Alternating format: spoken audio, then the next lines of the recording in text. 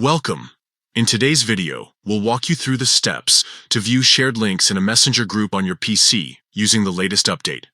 Whether you're revisiting important links or simply organizing shared content, this guide will make it easy for you. Let's dive right in. First, open Messenger from your browser.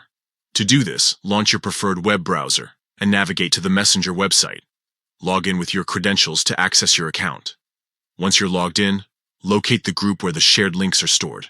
Scroll through your list of chats and click on the group you want to open. This could be a work group, a family chat, or any other group conversation. Next, look at the top of the group chat window. You'll see 3 dots. Click on them. These dots represent additional options for managing and exploring content within the group. After clicking the 3 dots, a menu will appear on the right side of your screen. From this menu, select Media and Files. This section is designed to help you quickly access all shared content within the group. Now, choose Links from the options provided. This will display all the links that have been shared in the group chat.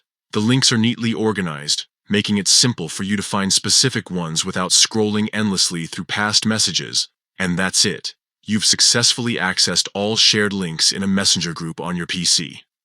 This feature is perfect for retrieving important information or revisiting memorable content shared by your friends or colleagues. Thank you for watching.